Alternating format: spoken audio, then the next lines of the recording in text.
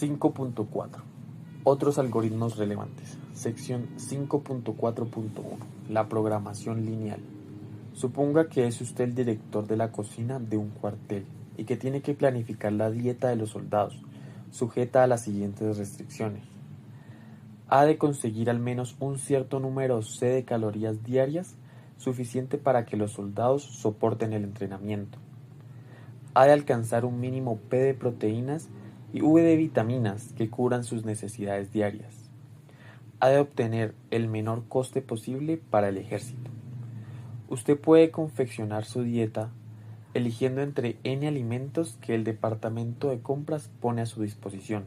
Suponemos conocidas las proporciones P1 hasta P(n) de proteínas, las proporciones V1 hasta V(n) de vitaminas y las cantidades C1 hasta C(n) de calorías contenidas en un gramo de cada uno de estos alimentos, así como sus precios E1 hasta C(n) dados en euros por gramo. Si llamamos X1 hasta X(n) a las incógnitas, es decir, a los gramos de cada alimento que usted debe incluir en su dieta, su problema se puede expresar mediante el siguiente sistema de inecuaciones.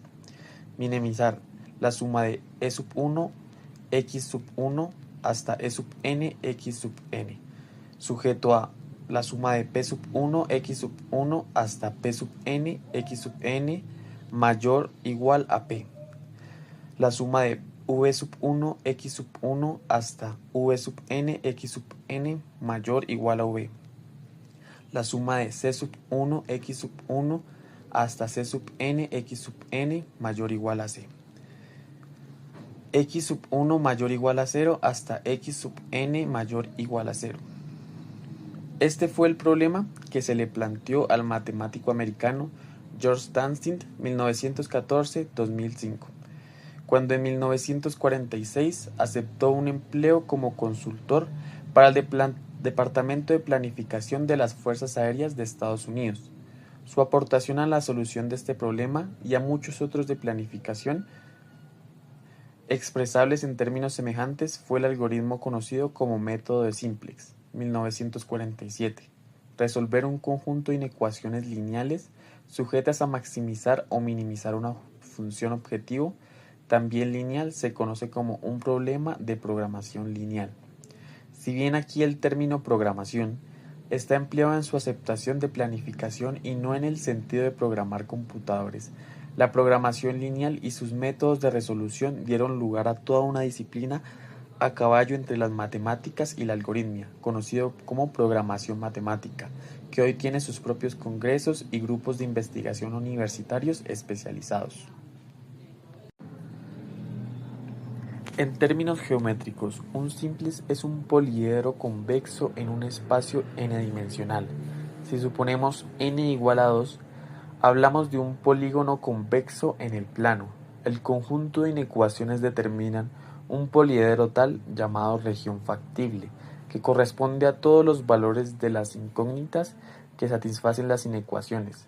La ecuación E1 X1 hasta E(n) X(n) igual a K, formada a partir de la función objetivo, determina un hiperplano para cada valor de K. Al variar K, dicho hiperplano se desplaza en el espacio.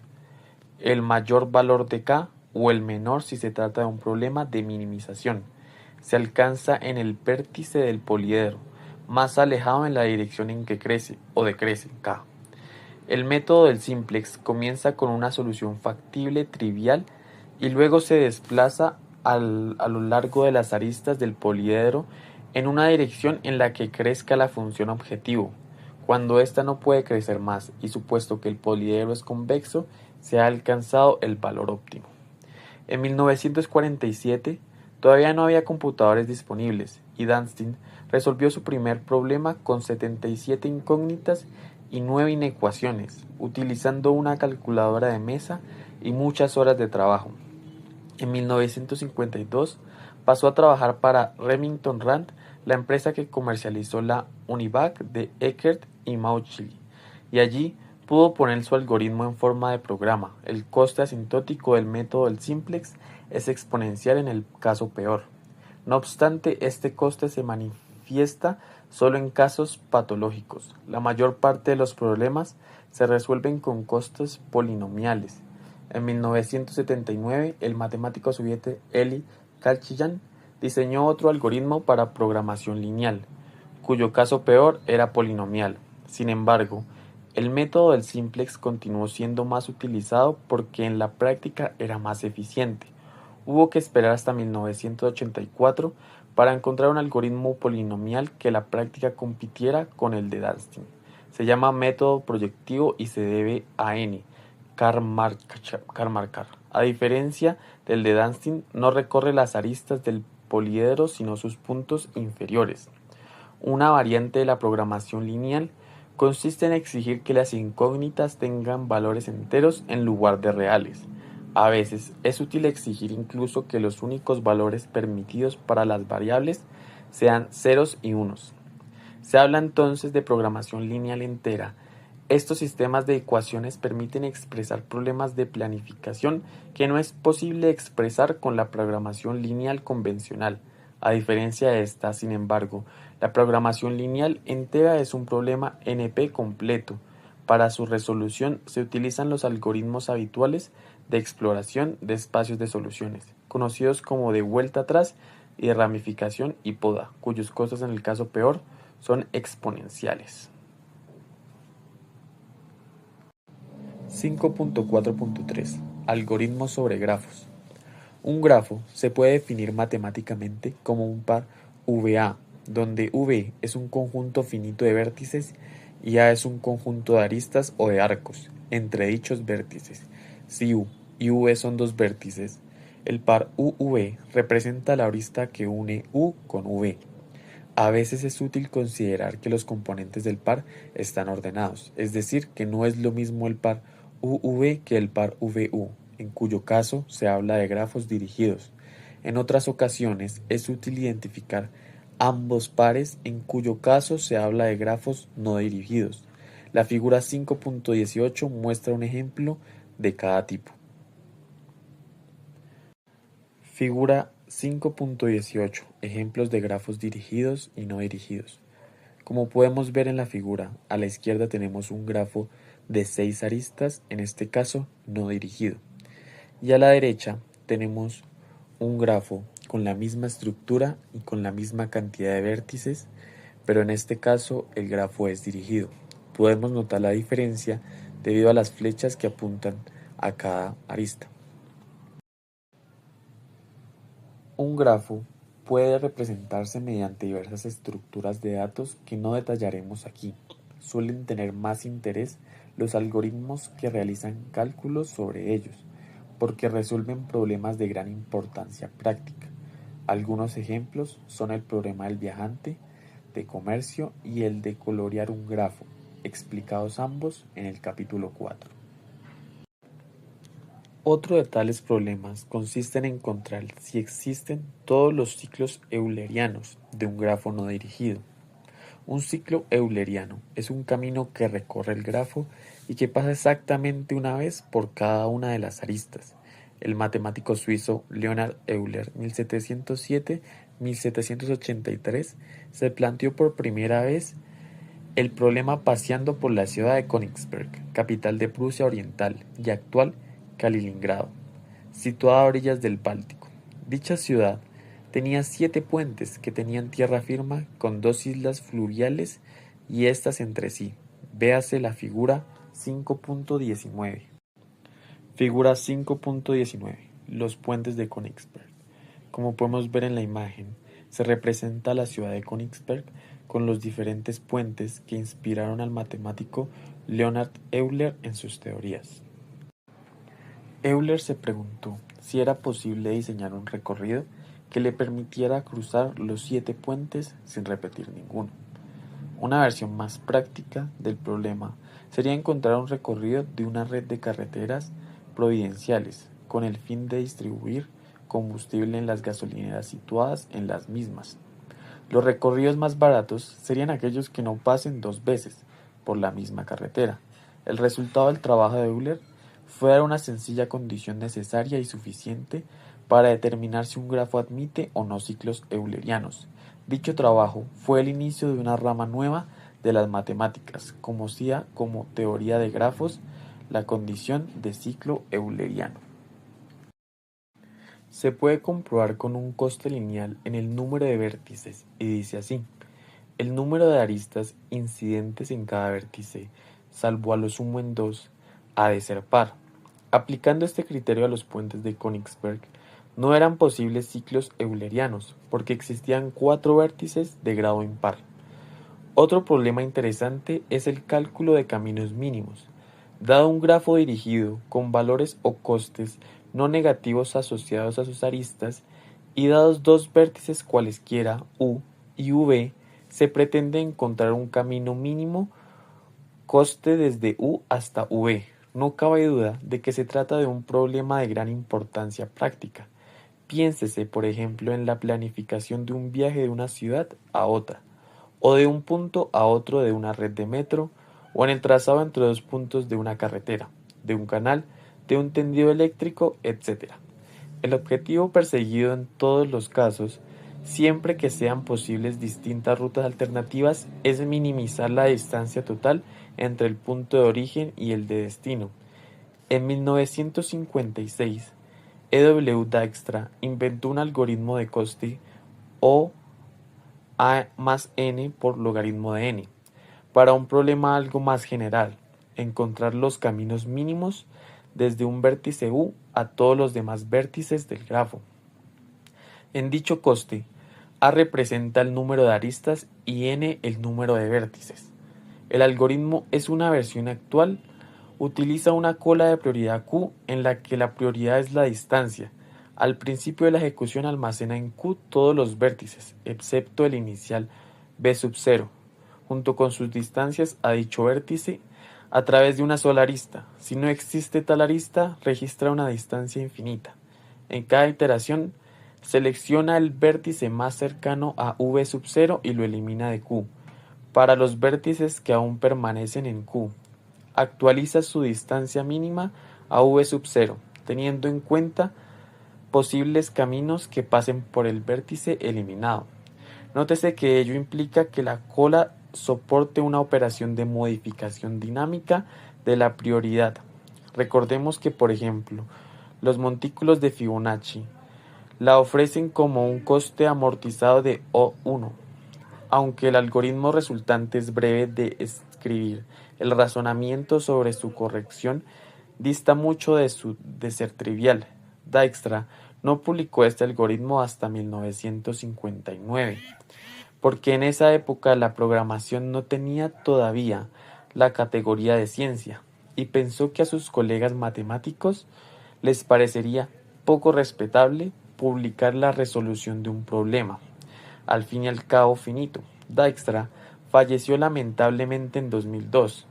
En otro de los grandes fundadores de la ciencia de la programación, y su nombre aparecerá frecuentemente en las páginas que siguen.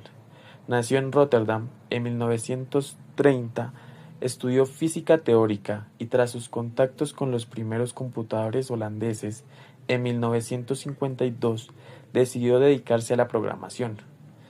Él mismo relata con ironía y con su cartilla matrimonial no le permitieron poner programador en el apartado de profesión y hubo de registrarse como físico, lo cual da idea de la poca consideración de que gozaba la actividad informático en sus primeros años.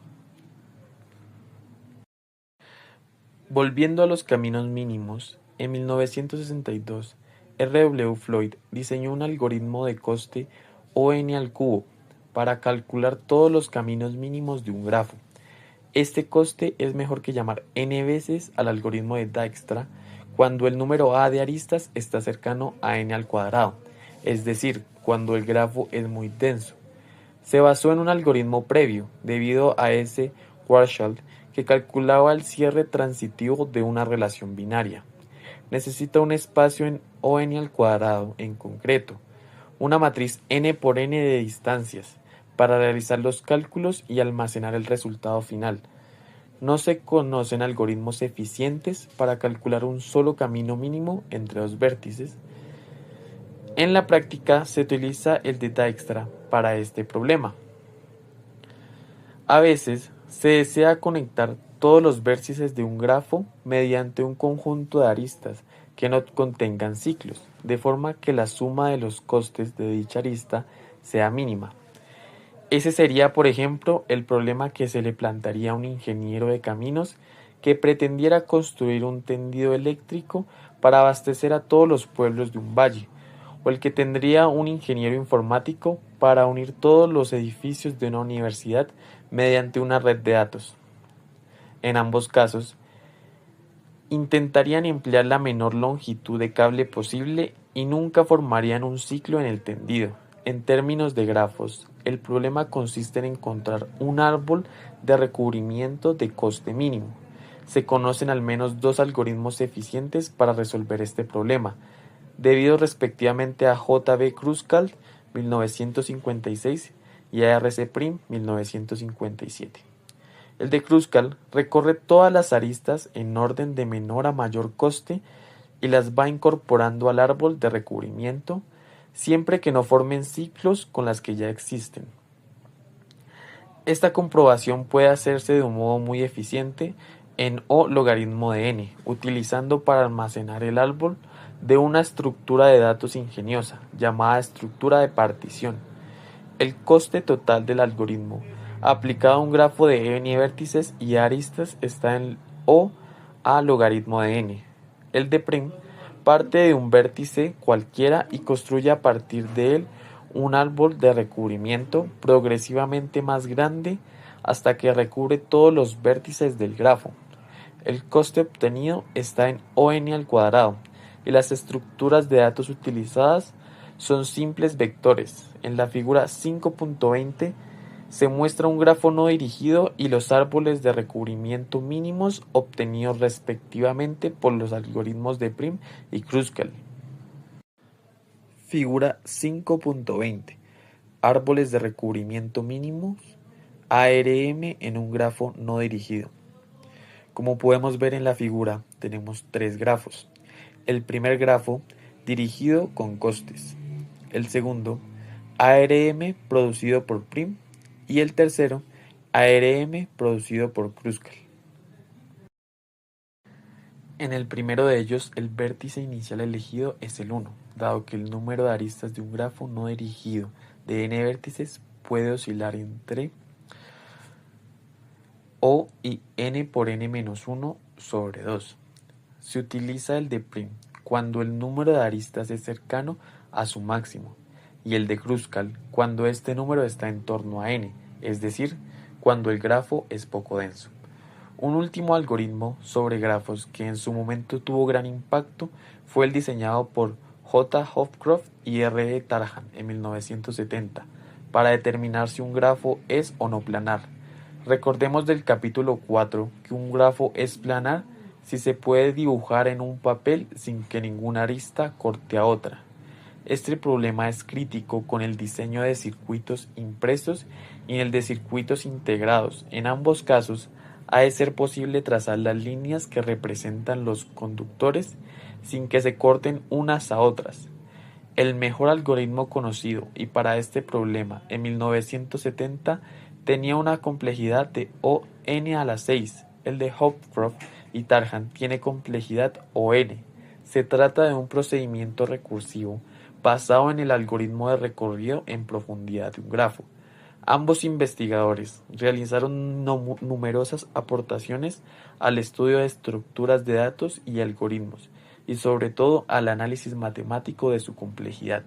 En particular, Tarjan fue el creador de una rama de la misma llamada complejidad amortizada, de la que en este capítulo han aparecido algunos ejemplos. Por dichas contribuciones, recibieron conjuntamente el premio Turing en 1986.